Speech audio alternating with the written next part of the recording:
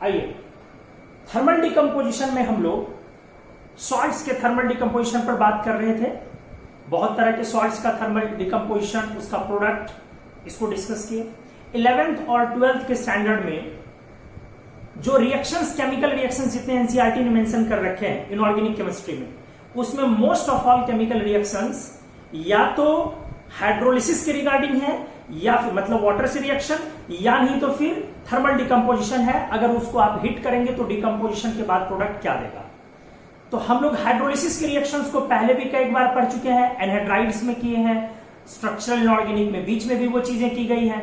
अभी हम लोग अब थर्मल डिकम्पोजिशन सॉल्ट को हिट करने पर क्या आएगा, action of heat on salts, इसको डिस्कस कर रहे हैं, जिसमें carbonate, nitrate, oxalate, acetate, azide, chlorate, perchlorate, ये सब कुछ डिस्कस हुआ है। अब हम लोग चलते हैं नेक्स्ट सॉल्ट जो ले रहे हैं वो ले रहे हैं हैलाइड्स, फिर लेते हैं अमोनियम सॉल्ट्स। पहले हैलाइड्स के लिए बातें करते हैं। हम लोग डिफरेंट ब्लॉक्स से मेटल के हैलाइड्स का डिकम्पोजिशन देखेंगे। आइए देखा जाए, अगर सिंपली कोई मेटल का हैलाइड है, अगर आप इसको हिट करते हैं, डिकम्पोज करने की कोशिश करते हैं, तो ये सामान्य तौर पर दूसरे हैलाइड में कन्वर्ट हो जाएगा और हैलोजन गैस रिलीज कर देगा। और ये जो है दोनों हैलाइड ही है, फर्क क्या है, ऑक्सीडेशन स्टेट डिक्रीज कर गया है। मतलब ये हायर हैलाइड्स है और ये लोअर ऑक्सीडेशन स्टेट का हैलाइड है। यही फर्क आएगा। सामान्य तौर पर ऐसा नहीं होने वाला है, कभी कभी ऐसा नहीं भी होता है, कभी कभी ऐसा नहीं भी हो सकता है। अगर डिकम्पोजिशन के बाद रेडॉक्स पोटेंशियल का गैप ऐसा कहता हो कि ये जो हैलोजन बनेगा वो इतना पावरफुल ऑक्सीडाइजिंग एजेंट है कि इसको आराम से ऑक्सीडाइज करके वापस इसमें ला सकता है, तो हो सकता है फिर कि ऐसे डिकम्पोजिशन में हैलोजन लिबरेट ना हो। उसके भी एग्जांपल हम लोग लेंगे। अभी आइए पहले इस पर सिंपली करते हैं। अभी तक चीजों को हमने क्या देखा है, हैलाइड डिकम्पोज करने के बाद दूसरे हैलाइड में कन्वर्ट करेगा, लेकिन आप हैलाइड्स की जगह सीडो हैलाइड भी ले सकते हैं, तब भी यही फॉर्मेट रहेगा। तो हम लोग यहां पर ना क्यों ना ऐड कर दे सीडो हैलाइड्स। अब एक नया टर्म आया P block 12 pseudo halides. Pseudo halogen किसको बोलते हैं, सीडो हैलाइड किसको बोलते हैं, तो यहां पे फिर ये आ जाएगा सीडो हैलोजन। चीजों को अच्छे से समझना पड़ेगा।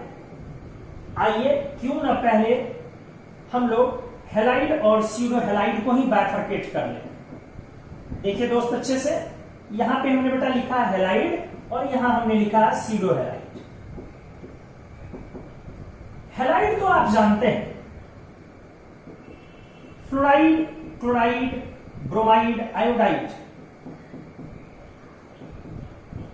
80- को हैलाइड में काउंट नहीं करते हैं क्योंकि स्टैटिन को ही हम लोग हैलोजन में काउंट नहीं करते, इसको पढ़ाया गया आपको। अब सीडो हैलाइड कौन है, अच्छे से सुनिए डेफिनेशन।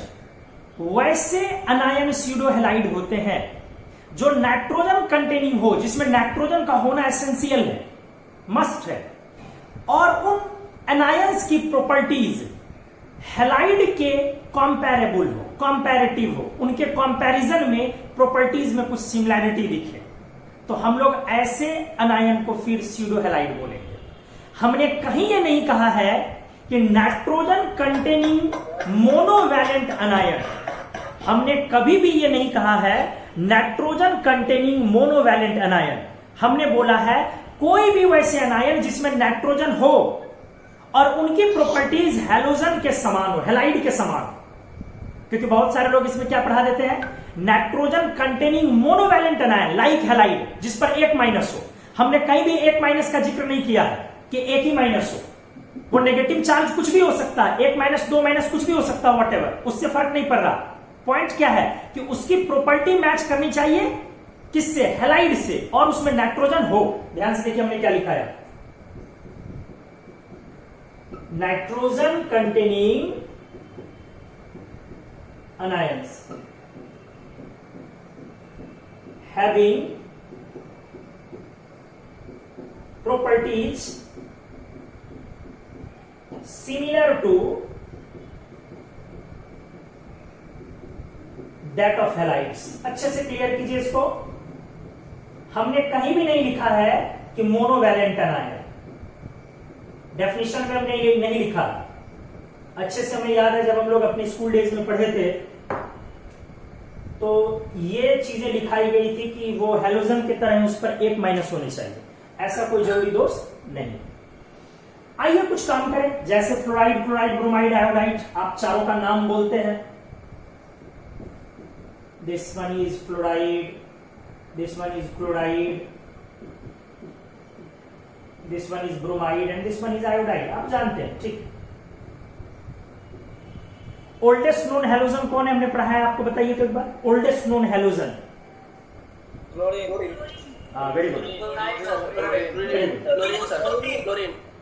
Good, very good. आइए अब यहां पर पहले ये नाइट्रोजन कंटेनिंग सीरो हेलाइड्स देखिएगा, अच्छे से समझा जाए। राइट साइड में Cn minus, this is cyanide. देखिए ये नाइट्रोजन कंटेनिंग एनायन है, आप गौर कर रहे हैं, नाइट्रोजन कंटेनिंग एनायन है। और Cn माइनस साइनाइड की प्रॉपर्टी हेलाइड के कंपैरिजन में कुछ कुछ सिमिलैरिटीज आएंगे प्रॉपर्टीज में, हम लोग को वो वॉच आउट करना पड़ेगा। सेकंड आइए, आप बोलेंगे सर एक माइनस तो है इसमें भी, हम अभी भी बार बार आपको बोल रहे हैं एक माइनस यहां है, मोनोवैलेंट एनायन है, लेकिन डेफिनेशन में आप कभी भी मोनोवैलेंट ना बोले। आइए next example, OCN minus, this is cyanate. SCN minus, thiocyanate, हाँ। SECN minus, selenocyanate. दिमाग लगा रहे होंगे कि सर अभी तक तो सब पर एक ही माइनस है। आइए दोस्तों, CN2 double minus, this is very good, cyanamide, not cyanide. Cyanide is Cn minus, cyanamide is CN2 पर 2 माइनस, साइनामाइड। अब आपका वहम टूट गया, बताइए 2 माइनस।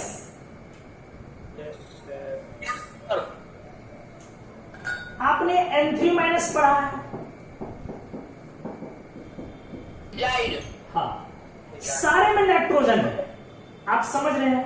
क्या RCOO माइनस हो सकता है? नहीं हो सकता है। नाइट्रोजन कंटेनिंग एनायन होनी चाहिए और इनके प्रॉपर्टी, हाँ हाँ। अब ये भी नहीं बोलोगे कि सारा नाइट्रोजन कंटेनिंग एनायन ले ले, NH2 माइनस मत ले लेना अमाइड, इसमें भी नाइट्रोजन कंटेनिंग है, नहीं ले लेना। ये N पर ट्रिपल माइनस नाइट्राइड, ये भी मत ले लेना। NO2 माइनस, ये भी मत ले लेना। आप समझ रहे हैं ना? आप अपना दिमाग ना लगाएं, आप अपना दिमाग ना लगाएं। जो आपको हमने बताया है आप इससे ज्यादा अभी फिलहाल ना देखें, आपके काम की चीजें नहीं होंगी इससे बाहर जाना। जैसे हमने बताया था ट्राइड्स की संख्या बहुत निश्चित होती है, अपना दिमाग ना लगाए, वैसे ही जानिए सीरो हेलाइड्स की संख्या निश्चित है, अपना दिमाग ना लगाए। और भी है लेकिन हम लोग इससे ज्यादा ना करें तो बेहतर है। तो अभी सिर्फ हमने ये बताया कुछ सीरो हेलाइड्स का एग्जाम्पल आपको हम दिए। Cn minus is cyanide, next is OCN minus is cyanate, SCN minus is thiocyanate, SECN minus is selenocyanate, CN2 double minus is cyanamide. आपको सारे का फॉर्मूला याद रखना। N3 minus is azide. तो ये सारे आपके सीडो हेलाइड्स हैं। अब चर्चा किस बात की है दोस्त? चर्चा बेटा ये करना पड़ेगा कि आप कैसे कह सकते हैं कि इनकी प्रॉपर्टीज आपके हेलाइड के प्रॉपर्टीज के कंपैरिजन में है, प्रॉपर्टीज सिमिलर है उनके, थोड़े बहुत सिमिलर है, 100% तो हो नहीं सकते एग्जैक्ट सेम, थोड़े बहुत सिमिलर है। तो अब कुछ प्रॉपर्टीज को लेके हम लोग चर्चा करने वाले हैं, ठीक है, कि कैसे साइनाइड, कैसे सीरो हेलाइड और हेलाइड के प्रॉपर्टीज सिमिलर है। अब इस पर चर्चा होगी। आप इसका स्क्रीनशॉट लीजिए और यहां तक कोई डाउट है तो आप सवाल कर सकते हैं, हट रहे सामने से। साइनामाइड में CN2 पे 2 माइनस ना होगा, साइनामाइड में CN2 पर 2 माइनस, सॉरी CN2 पर 2 minus, very good. Properties compare करने के लिए हम लोग आगे एग्जाम्पल जो इसमें ले, दोनों तरफ इधर हेलाइड्स हैं, इधर सीडो हेलाइड्स हैं। हेलाइड X2 में चले जाता है, अच्छे से समझिएगा। पॉइजनस डायटोमिक गैसेस, डायमैग्नेटिक भी लिख सकते हैं। आप जानते हैं फ्लोरीन हो हल्का सा येलो कलर का होता है, पेल येलो होता है जी, बताओ। क्लोरीन का कलर बोलो, क्लोरीन का कलर, क्लोरीन का कलर बताइए, क्लोरीन की कलर। हाँ very good, apple green. Apple green को क्या बोलेंगे आप, ग्रीनिश येलो की येलोइश ग्रीन?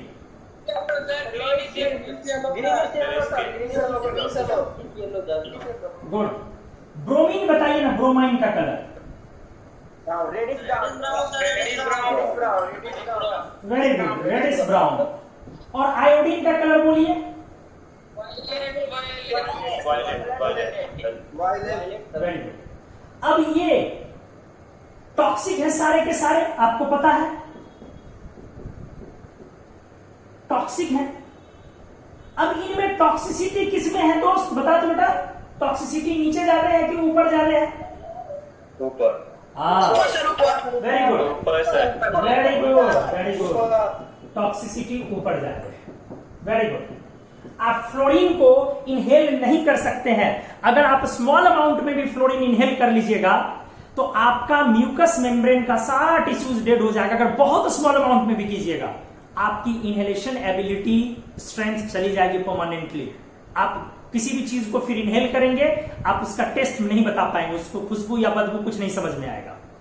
फ्लोरीन, क्लोरीन कम अमाउंट में लिए तो फेंट कर सकते हैं, बेहोश हो सकते हैं आप। ज्यादा अमाउंट में लिए तो डेथ हो सकती है। ब्रोमीन और आयोडीन भी ज्यादा अमाउंट में डेथ हो सकता है। तो कंप्लीट पॉइजनस तो ना बोला जाए, लेकिन हाँ ठीक है, कुछ ज्यादा पॉइजनस है, रिलेटिवली कुछ कम है। फ्लोरीन गैस का अगर इंटेक हो जाए किसी तरीके से अंदर में तो डेथ हो जाएगी पक्का। क्लोरीन गैस का इंटेक बहुत मामूली अमाउंट में हुआ तो आप बचेंगे, लेकिन ज्यादा अमाउंट में हुआ तो डेथ हो जाएगी। कार्बन डाइऑक्साइड कैसे हम लोग बोलते हैं CO2 की, पॉइजनस नहीं है लेकिन टॉक्सिक हार्मफुल है। लेकिन अब इधर आइए, जैसे CN- बनाएगा CN2, इसको बोलते हैं बेटा साइनोजन। बोलो क्या बोलते हैं? हाँ, डेडली पॉइजनस, डेडली, थोड़ा नहीं, डेडली पॉइजनस। अगर स्मॉल अमाउंट में भी आप इनहेल कर लिए तो डेथ पक्का है।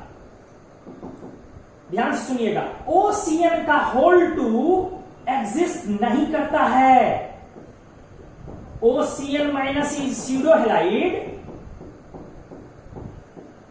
IIT 96 में पूछा हुआ है, बट OCN होल2 डज नॉट एग्जिस्ट। आप समझ पा रहे हैं ना? लेकिन वहीं पर ऑक्सीजन की जगह जब आप हाँ, क्यों नहीं एग्जिस्ट करता, उसके पीछे भी रीजन है। O लिंकेज पेरोक्साइड आ जाएगा वहां, अगर OCN को कनेक्ट कीजिएगा। वो संभव नहीं है कि OCN में वो पेरोक्साइड आ जाए। नेक्स्ट आइए, SCN होल2 एग्जिस्ट करेगा। This is now called thiocyanogen. हाँ, थायोसाइनोजन। SECN होल2 भी करेगा। This is called selenocyanogen. ठीक है, तो इस तरीके से ये डेडली पॉइजनस गैसेस हैं, डेडली पॉइजनस गैसेस। तो कुछ प्रॉपर्टीज को कंपेयर कर रहे हैं, सिमिलैरिटी दिखाने की कोशिश हो रही है। आगे आइए कुछ और चीजों पर बात करें। X- is reducing agent. क्या हैलाइड अच्छा रिड्यूसिंग एजेंट होता है? होता है। क्यों? क्योंकि लोवेस्ट ऑक्सीडेशन स्टेट है ये हैलोजन के। हैलोजन के लोवेस्ट ऑक्सीडेशन स्टेट है, इसीलिए ये रिड्यूसिंग एजेंट होता है, लोवेस्ट ऑक्सीडेशन स्टेट वाला रिड्यूसिंग। अब आइए फिर point, fluoride, chloride, bromide, iodide, अच्छे से समझिएगा जी। चूंकि फ्लोराइड में फ्लोरीन का ऑक्सीडेशन स्टेट फिक्स हो जाता है, इसीलिए फ्लोराइड कोई रिड्यूसिंग एजेंट नहीं है, नो रेडॉक्स कैरेक्टर। इसमें कोई रेडॉक्स कैरेक्टर ही नहीं होता। आप समझ पा रहे हो बेटा क्यों नहीं होता है? बोलो, आप लोग से पूछ रहे हैं क्यों नहीं होता है, समझ पा रहे हो ना? Yes sir. हाँ, क्योंकि ऑक्सीडेशन स्टेट फिक्स है फ्लोरीन का -1, तो रिड्यूसिंग और ऑक्सीडाइजिंग एजेंट होने के लिए ऑक्सीडेशन स्टेट तो वेरिएबल चाहिए ना, तो ये नहीं है। क्लोरीन है लेकिन वीक रिड्यूसिंग एजेंट है, काफी कमजोर। ब्रोमाइड और आयोडाइड स्ट्रांग है, अच्छा रिड्यूसिंग एजेंट है। हर पॉइंट को अच्छे से सीखिए। सिर्फ आप ये गारंटी नहीं ले सकते, आपको पीछे पढ़ाया गया है कि हाईएस्ट ऑक्सीडेशन स्टेट हो, हमने पढ़ाया है कि हाईएस्ट ऑक्सीडेशन स्टेट हो तो जरूरी नहीं है कि पावरफुल ऑक्सीडाइजिंग एजेंट हो। ये जरूरी है कि वो ऑक्सीडाइजिंग होगा, ये जरूरी है कि वो रिड्यूसिंग नहीं होगा, लेकिन पावरफुल हो, स्ट्रांग हो, ये जरूरी नहीं है। बहुत सारे एग्जांपल लिए हैं, कोई एक एग्जांपल आप लोग बता पाएंगे याद करके कि हाईएस्ट ऑक्सीडेशन स्टेट हो? क्या बोलो? मैग्नीज का हाईएस्ट MnO4 माइनस में +7 होता है, वो होता है पावरफुल ऑक्सीडाइजिंग एजेंट। और कोई एग्जांपल बताइए हाईएस्ट ऑक्सीडेशन स्टेट हो और पावरफुल ऑक्सीडाइजिंग एजेंट ना हो।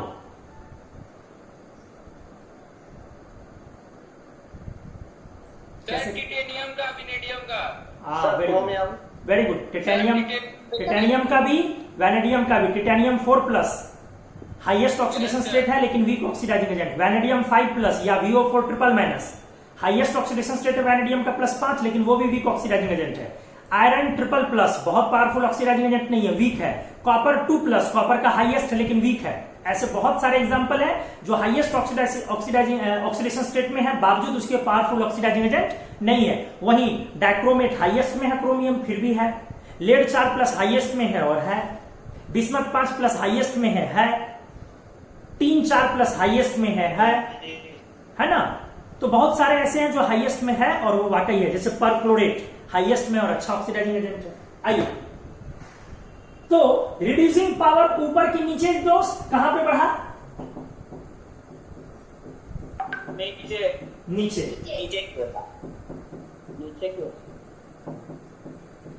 अब आइए, आप वहीं पर अगर इधर वाली चीजों को डिस्कस करें, वाई Cn minus N3 minus Cn2 double minus, ये सब आर स्ट्रॉन्ग रिड्यूसिंग एजेंट। ये भी रिड्यूसिंग एजेंट है, अधिकतर स्यूडोहैलाइड्स रिड्यूसिंग एजेंट होते हैं। तो प्रॉपर्टीज में सिमिलैरिटीज दिखा रहे हैं हम लोग। एक सिमिलैरिटी आई कि ये जब डायटोमिक मॉलिक्यूल बनाएगा तो ये भी डायटोमिक बनाएगा। ये डायटोमिक गैस है, वो भी डायटोमिक गैस है। ये डायमैग्नेटिक है, ये भी डायमैग्नेटिक। ये पॉइजनस है, ये भी पॉइजनस है। दूसरा, ये भी रिड्यूसिंग एजेंट है, वो भी रिड्यूसिंग एजेंट है। हाँ, अब उसमें जाहिर सी बात है, कोई स्ट्रांग होगा कोई वीक होगा, लेकिन है रिड्यूसिंग एजेंट।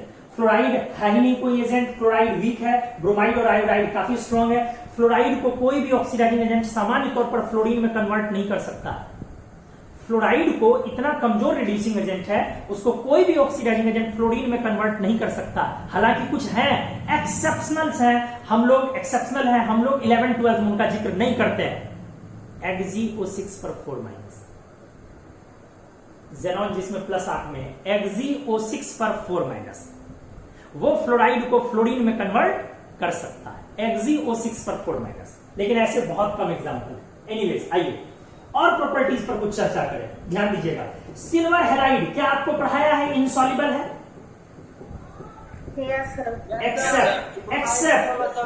एक्सेप्ट बता तो बेटा, किसको छोड़ के? हाँ, वेरी गुड, एक्सेप्ट AgF। उसी तरीके से यहां भी लो, AgCN is insoluble, AgN3 is insoluble, AgSCN is insoluble. Silver के स्यूडो हैलाइड भी ऑल आर इनसॉल्युबल। ये था आपका सेकंड पेज। किन्हीं को इस पेज में डाउट है तो रेज योर डाउट्स, हम बताएंगे आपको। आप स्क्रीनशॉट लीजिए, हम हट रहे हैं सामने से।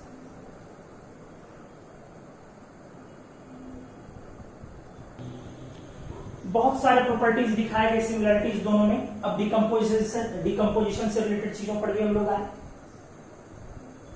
जैसे हाँ, आप ये भी जानते हैं कि ये हैलाइड जो होते हैं ये कॉम्प्लेक्सिंग एजेंट होते हैं, जो कॉम्प्लेक्स बनाते हैं। कॉम्प्लेक्सिंग एजेंट समझते हैं ना, लिगेंड्स के रूप में काम करते हैं। सीडो हैलाइड भी लिगेंड्स के रूप में काम करते हैं। ये जो आपका है Cn minus, N3 minus, SCN minus, OCN minus, ये सब are also excellent complexing agent. ये सारे भी बहुत ही अच्छे कॉम्प्लेक्सिंग एजेंट्स होते हैं, मतलब अच्छा कॉम्प्लेक्स तैयार करते हैं, स्टेबल कॉम्प्लेक्स तैयार करते हैं। आइए डिकम्पोजिशन से रिलेटेड बात करते हैं। अगर आप पीवी का X4 लेते हैं, लेड +4 हेलाइड टेट्रा हेलाइड्स, आप इसको अगर डिकम्पोज करेंगे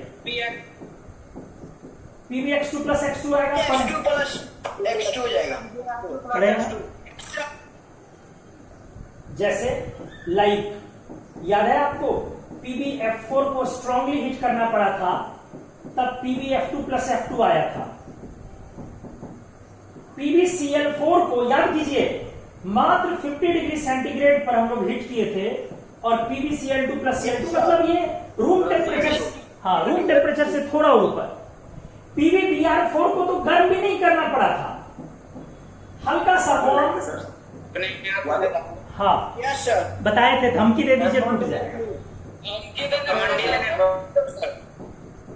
ब्रोमीन। और PbI4 तो बेचारा एग्जिस्ट भी नहीं करता है ना, एग्जिस्ट नहीं करता। हाँ क्योंकि आयोडीन वीक ऑक्सीडाइजिंग एजेंट है, लेड को +4 तक वो नहीं पहुंचा पाएगा, इसीलिए ये अपने आप टूट गया, स्पॉन्टेनियस। और अपने आप ये स्वतः टूट के किस में चला गया दोस्त? PbI2 + I2 में ना। Yes sir. इसमें स्टेबिलिटी किसकी ज्यादा है? आराम से सोचिए, नीचे वाला कि ऊपर वाला? ऊपर वाला सर। अच्छा, अगर इसका डायहेलाइड लें तब भी ऊपर ही है ना? Yes sir. यस। किधर है स्टेबिलिटी? नीचे।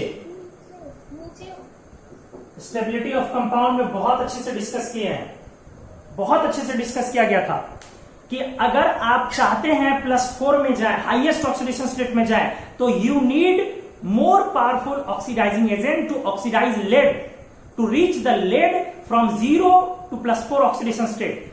और अगर आप if you want to remain, if you want to stay in +2 oxidation state of lead, then lead will have to combine with less oxidizing halogen like iodine instead of fluorine।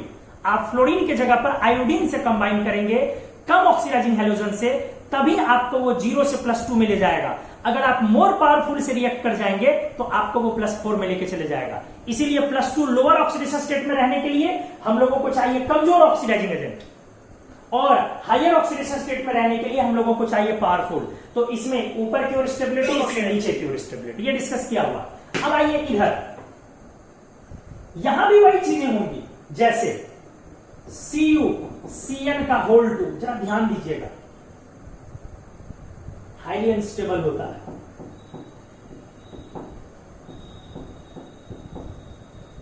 Highly unstable होता है, थोड़ा नहीं बहुत ज्यादा unstable है।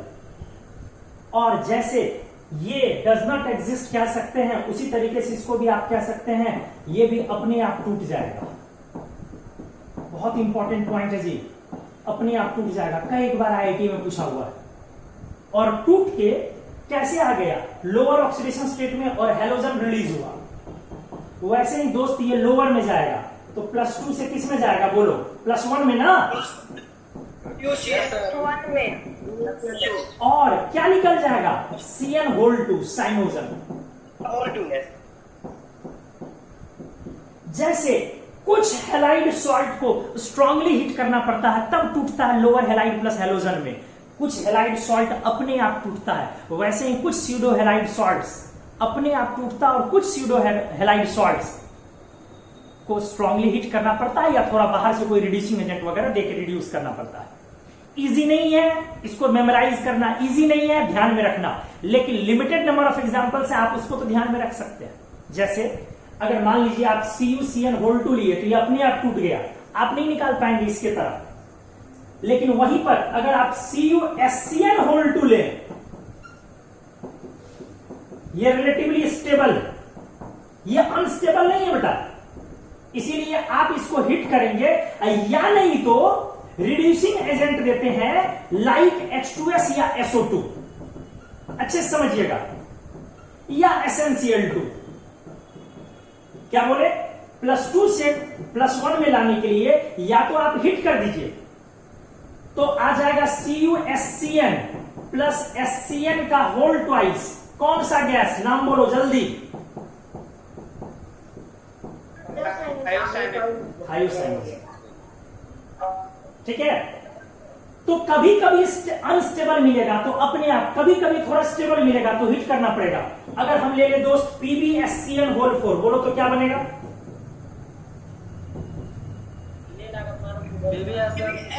PbSCN का whole 2 plus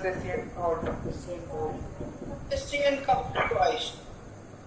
ठीक है, तो आप हायर ऑक्सीडेशन स्टेट के सीडो हेलाइड्स लें, हायर ऑक्सीडेशन स्टेट के हेलाइड्स लें, दोनों ही अल्टीमेटली डिकम्पोज करके पहुंच जाएंगे किसमें, लोअर ऑक्सीडेशन स्टेट के ऑक्सीडेशन स्टेट वाले हेलाइड या सीडो हेलाइड में, और प्लस साथ में सीडो हेलोजन या हेलोजन लिबरेट होगा। यहां हेलोजन, यहां सीडो हेलोजन।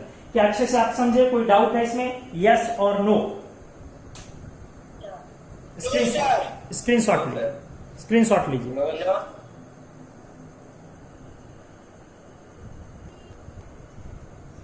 और कुछ एग्जांपल्स लिए जा सकते हैं। आप FeCl3 ले लीजिए ना, बोलिए डिकम्पोज होकर क्या आ जाएगा? FeCl2 plus Cl2। आप SnI4 ले लीजिए ना, बताइए।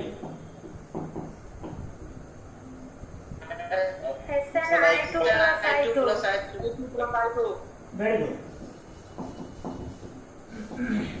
इस तरह से आप बहुत सारा ले सकते हैं।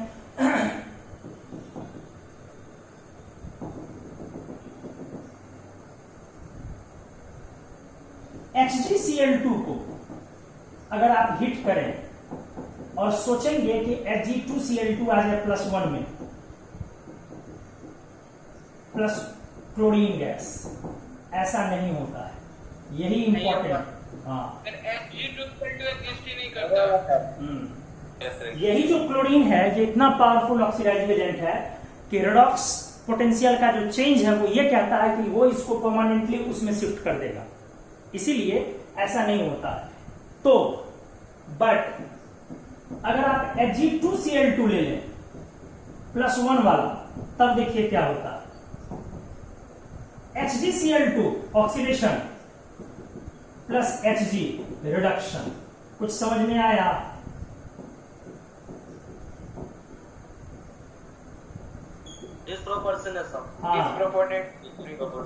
फिर एक बार डिस्प्रोपोर्शनेशन डिकम्पोजिशन हो गया। हम आपको पढ़ाए हैं कि डिकम्पोजिशन रिएक्शंस डिस्प्रोपोर्शनेशन नेचर के बहुत कम होते हैं, जैसे एक हुआ था ऑक्सलेट, याद आया आपको? तो इस तरह से हम लोग हेलाइड सॉल्ट के डिकम्पोजिशन पर चल रहे थे। अब बात की जाए अगला,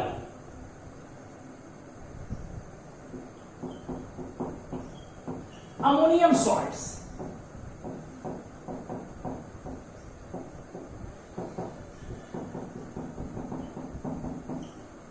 काफी इंपॉर्टेंट है। आप पूरी एनसीईआरटी 11th और 12th से हर जगह से बटोर के हम लोग ला रहे हैं किस चीज को, थर्मल डिकम्पोजिशन रिएक्शंस को। कहीं पर किसी कार्बोनेट को तोड़ना है, कभी कहीं ऑक्जेलेट को, कभी नाइट्रेट को, कभी एसीटेट को, कभी अमोनियम सॉल्ट को, कभी हेलाइड को, कभी ऑक्साइड को, कभी पेरोक्साइड को, कभी सुपर ऑक्साइड को, कभी एजाइड को, कभी परक्लोरेट को, कभी क्लोरेट को, कभी बाइकार्बोनेट को, कभी बाइसल्फाइड को। तो हम लोग उसी का एरिया डिस्कस कर रहे हैं, थोड़ा बड़ा एरिया, कोई छोटा नहीं है, क्योंकि कंप्लीट 11th और 12th सारी एनसीईआरटी से हमको यहाँ पे लेना हम लोगों को एग्जाम्पल। लेते हैं नेक्स्ट अमोनियम सॉल्ट्स। थोड़ा कॉम्प्लिकेटेड। आइए, अगर आप अमोनियम के कोई सॉल्ट लेंगे, यहां नाइट्रोजन -3 में है, आप निकाल के देखिए ना, x + 4 = +1, x = -3, सही है जी? Yes sir. तो अगर आप अमोनियम के सॉल्ट लेते हैं और इसको हीट करते हैं, तो नाइट्रोजन का जो प्रोडक्ट होगा वो या तो अमोनिया होगा या नहीं तो N2 होगा। देखिएगा, हाँ इनऑर्गेनिक में जनरली लगाना बहुत जरूरी है। सामान्य तौर पर जो आप अमोनियम के सॉल्ट को डिकम्पोज करेंगे जनरली, तो या तो अमोनियम के वजह से बेटा अमोनिया बनेगा या अमोनियम की वजह से नाइट्रोजन बनेगा। सवाल है कि दोनों में से कौन बनेगा, तो ये डिकम्पोजिशन रेडॉक्स होगा, और कौन बनेगा तो डिकम्पोजिशन नॉन रेडॉक्स होगा। आराम से सोचिए, बोलिए अमोनिया बनेगा तो ये डिकम्पोजिशन रेडॉक्स हुआ या नॉन रेडॉक्स, बोलो। Non redox. Very good, non redox. क्योंकि अमोनिया में भी नाइट्रोजन -3 में है और अमोनियम भी नाइट्रोजन -3 में है। हाँ में ठीक से देखिए, तो अगर ये बना तो नॉन रेडॉक्स डिकम्पोजिशन, लेकिन ये बना तो रेडॉक्स डिकम्पोजिशन। कंपोजिशन। आराम से सोचिए बेटा, हमने बोला कि ज्यादातर अमोनियम सॉल्ट को जब भी आप डिकम्पोज करें, या तो अमोनिया देता है या नाइट्रोजन देता है मोस्टली। अगर अमोनिया दिया तो नॉन रेडॉक्स हुआ, और अगर नाइट्रोजन दिया तो रेडॉक्स हुआ। सवाल है वही अमोनियम कभी नॉन रेडॉक्स होता है, कभी रेडॉक्स होता है। इसका मतलब ये किसके नेचर पर डिपेंड करेगा प्रोडक्ट बनना, अमोनियम के नेचर पर कि बगल में साथ में जो अनायन है उसके नेचर पर, बोलो।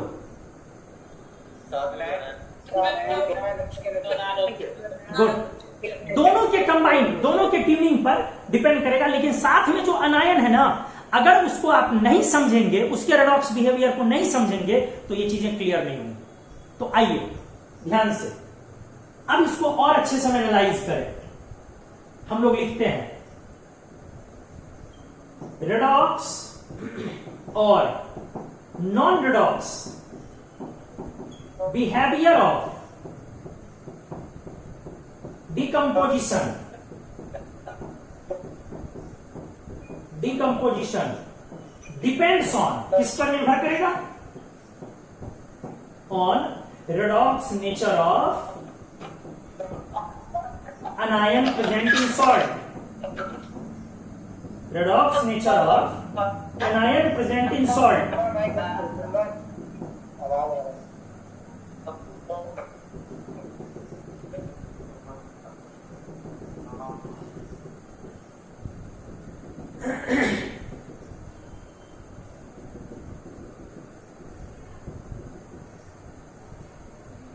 ठीक है, ये रेडॉक्स या नॉन रेडॉक्स का होगा।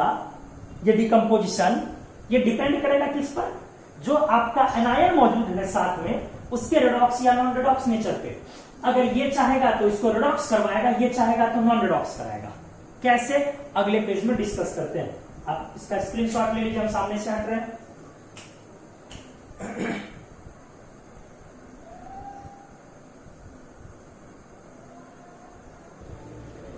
अनायंस अब लेते हैं हम लोग अलग अलग तरह के, और रेडॉक्स बिहेवियर को हम लोग देखें। देखिए, सबसे पहले आप अमोनियम को देखिए गौर से, NH4+, ये आपका NH4+ है। अगर आप यहां गौर करें तो इसके पास दो चीजें हैं। पहला, नाइट्रोजन का -3 लोवेस्ट ऑक्सीडेशन स्टेट है बेटा, बोलो। और दूसरा 4 NH बॉन्ड्स। NH बॉन्ड्स मतलब सेंट्रल एटम हाइड्रोजन कनेक्टिविटी। इससे क्या होता है बताओ, सेंट्रल एटम हाइड्रोजन कनेक्टिविटी, इससे क्या होता है ये बताओ। तुम्हारा नाम म्यूट करो। सेंट्रल एटम हाइड्रोजन कनेक्टिविटी, इससे क्या होता है कोई कंपाउंड, जल्दी बताओ। Reducing agent. हाँ, that is reducing behaviour, strong reducing है जी। Yes sir. तो एक तो लोवेस्ट ऑक्सीडेशन स्टेट, ऊपर से हमने आपको पढ़ाया है कि अगर किसी कंपाउंड में सेंट्रल एटम और हाइड्रोजन की डायरेक्ट कनेक्टिविटी हो, H2S, HBr, HI, ammonia, PH3, तो ऐसे कंपाउंड LiH, CSH वगैरह, मिथेन, B2H6, तो ऐसे कंपाउंड क्या होते हैं? स्ट्रॉन्ग रिड्यूसिंग एजेंट होते हैं। तो ये क्लियर साबित हो गया, ये स्ट्रॉन्ग रिड्यूसिंग एजेंट। एक चीज निकाल लिए। तो अब देखो कब रेडॉक्स होगा पता चल गया।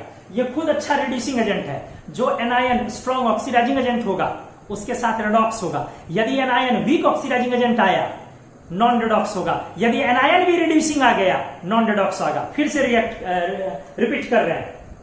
अमोनियम अपने आप में स्ट्रॉन्ग रिड्यूसिंग एजेंट है। साथ में जो एनायन मौजूद है, अगर वो स्ट्रॉन्ग ऑक्सीडाइजिंग एजेंट हो जाए तो डिकम्पोजिशन रेडॉक्स हो जाएगा, दोनों आपस में लड़ गया।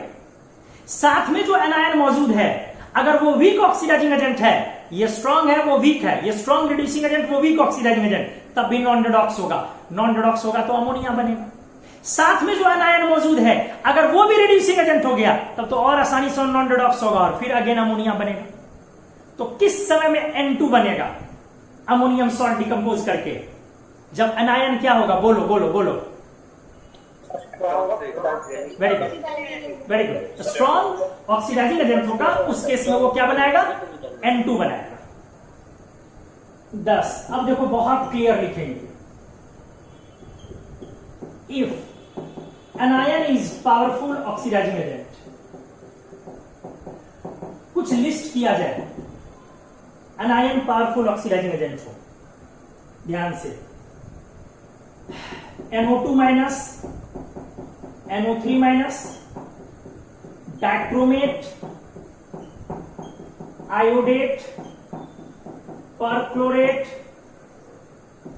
ब्रैकेट में लिख सकते हैं हैलेट्स, हेलाइट्स, हेलाइट नहीं रे, हेलाइट्स वगैरह वगैरह।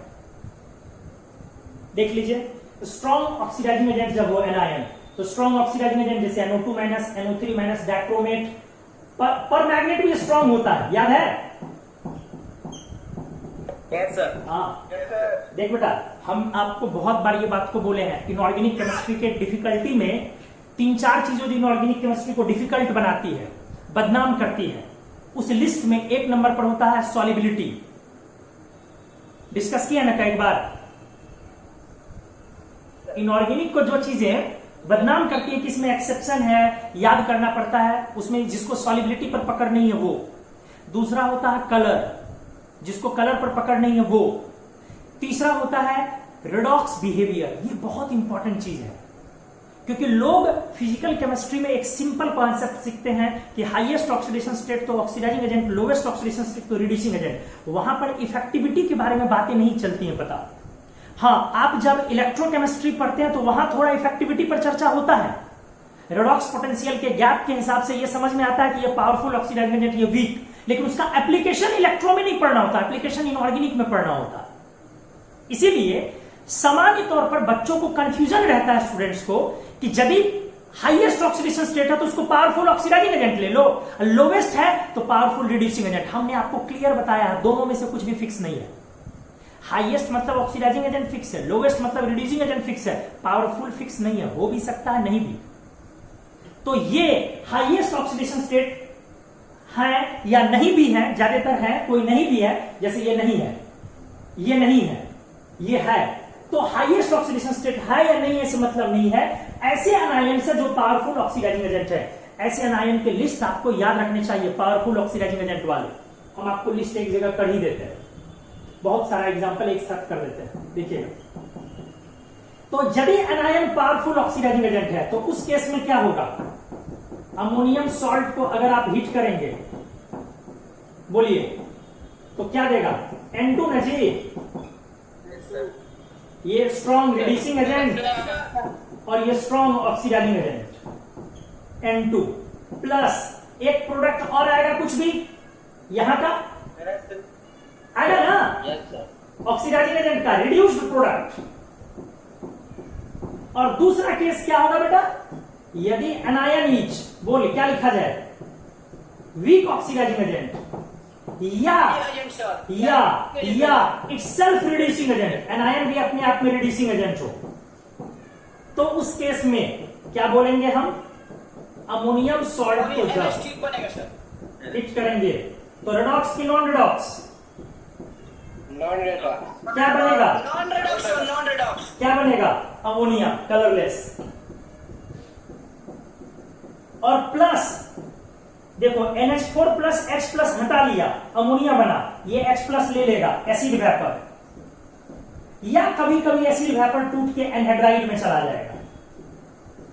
एसिड अगर टूट के एनहाइड्राइड में जाने लायक है तो वो चला जाएगा। अब इसको एप्लीकेशन पे उतारना पड़ेगा। अभी हमने इसका थियरी समझाया, कैसे ये डिकम्पोज करेगा, अभी इस पर बातें हुई है। क्या इसमें किन्हीं को डाउट है तो प्लीज पूछिए, प्लीज स्क्रीनशॉट लीजिए और पूछिए।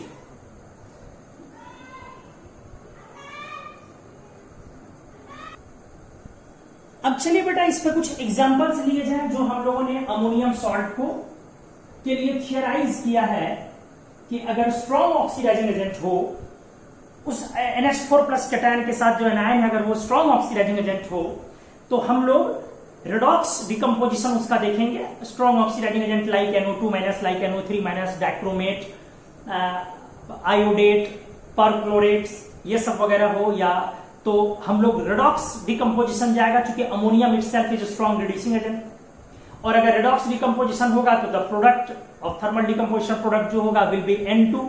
लेकिन अगर anion is weak oxidising agent और itself it is reducing agent, तब दोनों के बीच के रेडॉक्स चांसेस फिजिबिलिटी नहीं बनेंगे। तो उस केस में जो नाइट्रोजन का प्रोडक्ट आएगा अमोनियम के साइड से, that will be ammonia NH3, जिसमें still nitrogen exist in -3 oxidation state.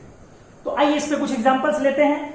और दो केसेस हैं, ऊपर वाला 1 और नीचे वाला 2 ले। अब अपने को पहचानना यह है कि कौन सा केस 1 का एग्जांपल है, कौन सा केस 2 का एग्जांपल है। ऊपर वाला 1 और नीचे वाला 2 है, ठीक है। आइए, जैसे अमोनियम क्लोराइड NH4Cl, पहले यह पहचानना है एनायन देख के कि आप इसको स्ट्रॉन्ग ऑक्सीडाइजिंग एजेंट या weak oxidising agent, reducing agent, कौन सा केस लेंगे। तो अपने पास एनायन क्या है? एनायन इज Cl माइनस है। Cl माइनस क्या है बेटा? देख, स्ट्रॉन्ग ऑक्सीडाइजिंग एजेंट है, वीक ऑक्सीडाइजिंग एजेंट है या रिड्यूसिंग एजेंट है।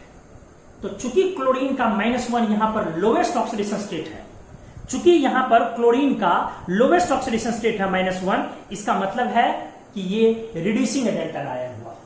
आपको लिखना पड़ेगा।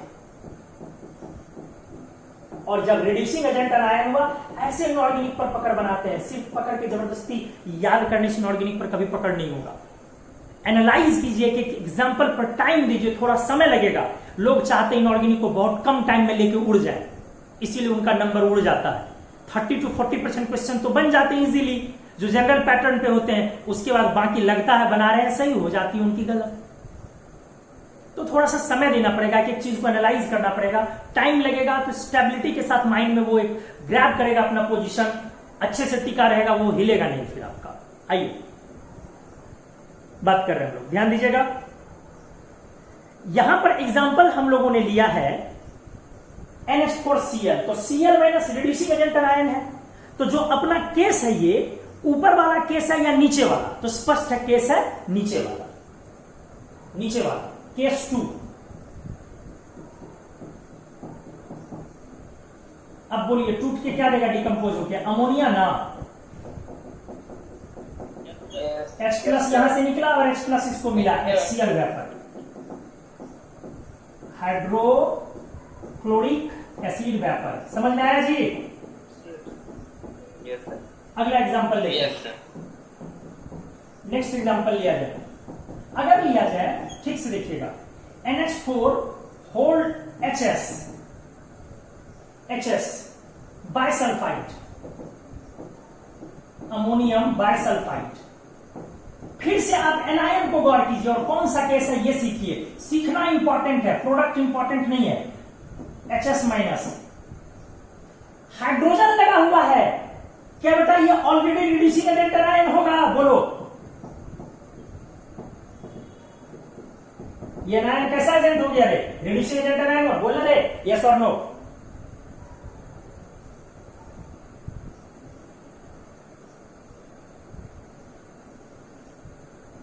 ये जो एनायन है ये फिर से रिड्यूसिंग एजेंट एनायन हुआ, क्योंकि हाइड्रोजन जब सेंट्रल एटम से डायरेक्ट कनेक्ट हो तो ऐसे चीजों को हम रिड्यूसिंग एजेंट बोलते हैं।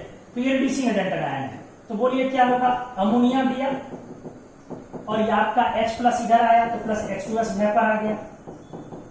आ जाइए अगला एग्जांपल लिया जाए, NH4 देखा जाए, होल 3PO4 अमोनियम फॉस्फेट।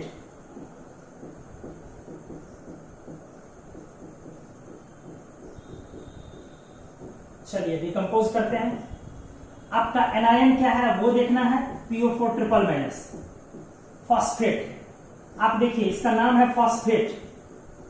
आप ये देखिए इसमें फास्फोरस हाईएस्ट ऑक्सीडेशन स्टेट में है +5 5A ग्रुप का, बावजूद उसके वीक ऑक्सीडाइजिंग एजेंट है। हमने स्ट्रॉन्ग ऑक्सीडाइजिंग एजेंट की लिस्ट में इसको नहीं रखा था।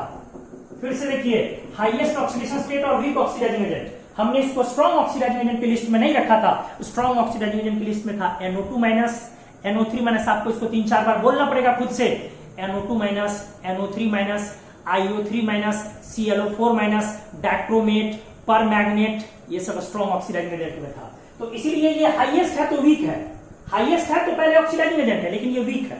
तो प्रोडक्ट क्या है, अमोनिया। अब प्लस 3H प्लस से H3PO4 बना।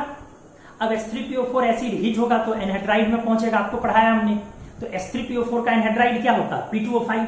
तो आप यहां पर क्या लिखेंगे, H3PO4 का एनहाइड्राइड P2O5, तो आप प्रोडक्ट लिखेंगे P2O5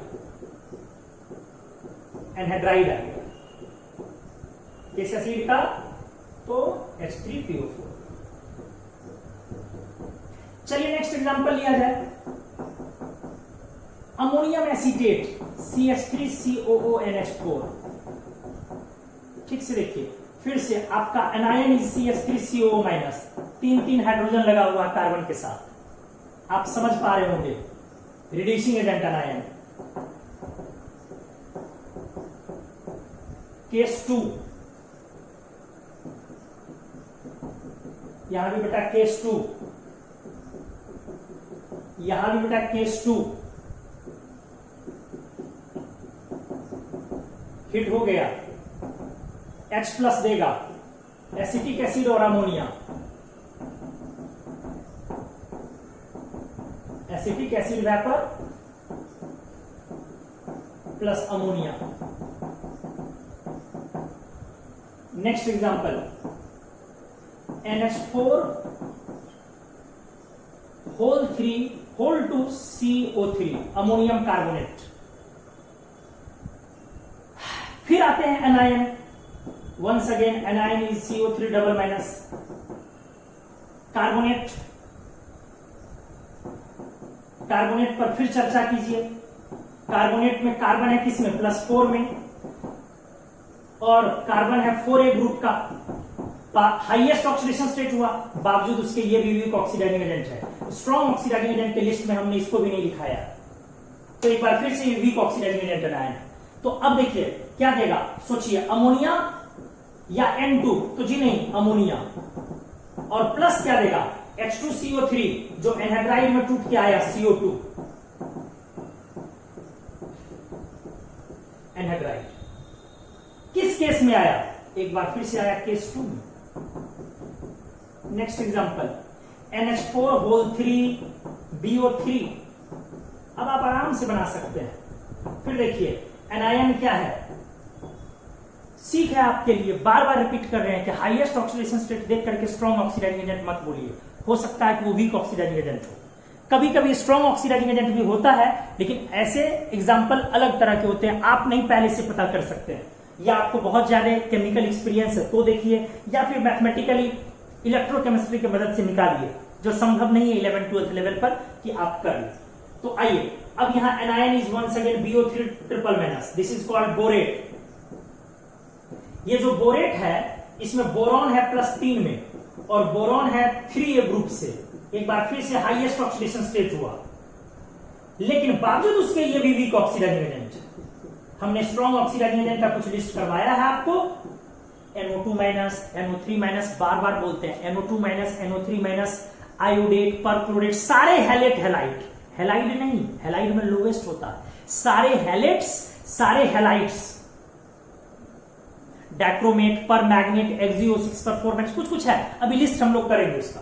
अब देखिए इसको हिट करके क्या लेंगे, फिर से अमोनियम और प्लस 3 हाइड्रोजन हटा, बोरिक एसिड जो टूट के एनहाइड्राइड में आ गया, this is once again anhydride of H3BO3 boric acid का।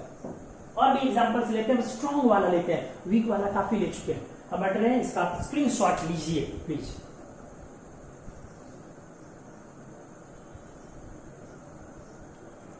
अब हम लोग कुछ एग्जांपल ले रहे हैं जहां केस 1 वाला होगा, NH4NO2, जहां पर वैसे एग्जांपल्स ले रहे हैं जहां पे अनायन अच्छे ऑक्सीडाइजिंग एजेंट अच्छे हो या स्ट्रॉन्ग हो। तो NO2-H nitrite is good oxidizing anion, अच्छा ऑक्सीडाइजिंग, बहुत स्ट्रॉन्ग भी नहीं होता लेकिन अच्छा है। तो चलिए अब डिकम्पोज करेगा तो N2 बनेगा, ये तो क्लियर है। अब इसमें 2 पार्ट है, NH4 प्लस रिड्यूसिंग एजेंट जहां नाइट्रोजन है -3 में, और दूसरा है इसमें एक पार्ट इसका एनायन है NO2- जो ऑक्सीडाइजिंग एजेंट है, इसमें है नाइट्रोजन +3 में, X-4 बराबर -1 X = +3। तो ये तो यहां से लिया है, ये समझ गए ऑक्सीडेशन के बाद रिड्यूसिंग एजेंट से। अब इसका जो रिडक्शन होगा वो क्या होगा, संयोग से ये भी यही हो गया, हाइड्रोजन से वाटर। समझ में आया कुछ? -3 से ऑक्सीडाइज होकर भी 0 और +3 से रिड्यूस होकर के भी 0, इसीलिए फाइनल प्रोडक्ट N2+H2 हो रहा। आप इसको ऐसे भी याद रख सकते हैं, जब दोनों तरफ नाइट्रोजन हो तो ऑक्सीडेशन स्टेट का एवरेज ले लें, जब दोनों तरफ नाइट्रोजन हो तो ऑक्सीडेशन स्टेट का एवरेज ले ले, एवरेज एवरेज एवरेज ले ले। लेकिन जब दोनों में क्या हो, नाइट्रोजन हो तब ले, एक में हो तब नहीं, एक में हो तब तो फिक्स है N2 होगा। आइए दूसरा एग्जांपल, जैसे मान लीजिए केस 1 का है, मान लीजिए NH4NO3 लेते हैं, ammonium nitrate, anion is NO3-, NO3- is nitrate and nitrate is strong oxidising agent. क्या समझ रहे हो जी? Yes, sir. अब इसको हिट कर रहे हो, हिट कर रहे हो बेटा, हिट कर रहे हो तो ठीक से देखो, दोनों तरफ नाइट्रोजन है, तो अभी आपसे क्या बोले, जब दोनों तरफ नाइट्रोजन हो तो एवरेज ले लो, लगा तो एवरेज रूल क्या आएगा, -3 + 5 डिवाइडेड बाय 2 + 1, इसीलिए इसको हिट किए तो N2O आया। समझ में आया? Yes sir. Yes, sir. थोड़ा टेढ़ा है लेकिन यही 2 सबसे इंपॉर्टेंट भी है। अमोनियम सॉल्ट में 3 एग्जांपल सबसे इंपॉर्टेंट होते हैं, जिसमें 2 यही है, तीसरा जो आएगा वो आगे लिखेंगे। जब दोनों में नाइट्रोजन हो तब एवरेज रूल लगाए, दोनों में नाइट्रोजन कैटायन एनायन, तो -3 यहां पे है -3 और यहां है +5, तो 5 - 3 2/2 + 1, इसीलिए आ गया N2O। आप इसको ऐसे भी याद रख सकते हैं, NH4NO2 में N2, NH4NO3, एक ऑक्सीजन बढ़ा एक ऑक्सीजन बढ़ा, याद रखने का तरीका नहीं समझ में आया? NH4NO2 में N2, NH4NO3, एक ऑक्सीजन बढ़ा एक ऑक्सीजन बढ़ा, याद रखने का तरीका समझ में आया? Sir, समझ गया सर। दोनों तरीके से आप याद रख सकते हैं। नेक्स्ट आइए एग्जांपल लेते हैं, NH4(Cr2O7) अमोनियम डाइक्रोमेट, हिट करते हैं। फिर से देखिए एनायन क्या है, एनायन पर पकड़ बनाइए, Cr2O7 डाइक्रोमेट, और dichromate is powerful oxidising agent ना। Yes sir. सर, तो बोलिए केस कौन सा हुआ, केस 1 हुआ फिर कि केस 2 हुआ? 1 ना। अब रिडॉक्स, अब रिडॉक्स लगाइए। अमोनियम में नाइट्रोजन है -3 में और क्रोमियम डाइक्रोमेट में है +6 में। बोलिए ना, अमोनियम तो रिडक्शन के बाद N2 में गया, क्रोमियम किस में चला जाएगा रिडक्शन के बाद, 6 से घट के किस में जाएगा?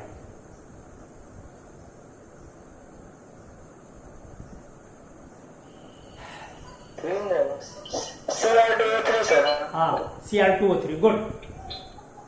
Cr2O3 का कलर ग्रीन आपको बहुत बार डिस्कस किया गया। तीसरा, ये बहुत इंपॉर्टेंट, केमिस्ट्री में इस एक्सपेरिमेंट को हम लोग वोल्केनो एक्सपेरिमेंट बोलते हैं। जब आप अमोनियम डाइक्रोमेट को हीट करते हैं तो नाइट्रोजन गैस उड़ेगा, ब्लो करेगा, और ये नाइट्रोजन गैस जो उड़ेगा इसके साथ ग्रीन कलर का फ्लेम दिखता है। Green flame is due to Cr2O3 ना, और नाइट्रोजन गैस उसको उड़ा के ले जाएगा, इसलिए आपको वो वोल्केनो की तरह दिखेगा। तो आप इसके हीटिंग को बोलते हैं, so heating of NH4 Cr2O7 is called chemical volcano. इसको बोलते हैं केमिकल वोल्केनो या वोल्केनो एक्सपेरिमेंट। केमिस्ट्री में ये दोनों नाम बोला जाता है, केमिकल वोल्केनो या वोल्केनो एक्सपेरिमेंट। तो आपसे बोलेगा कि केमिस्ट्री में व्हाट इज केमिकल वोल्केनो या व्हाट इज वोल्केनो एक्सपेरिमेंट, बोलेगा heating of ammonium dichromate is called chemical volcano और वोल्केनो एक्सपेरिमेंट। और एग्जांपल आप इस तरीके से समझ गए होंगे। अब अगर NH4 ClO3 को हीट किया जाए या IO3 ले लीजिए ना, फिर से देखिए, anion is IO3 minus, strong oxidising agent, इसीलिए N2 आएगा और बेटा प्रोडक्ट हो जाएगा N2 plus I2 plus O2 plus H2O। Case 1।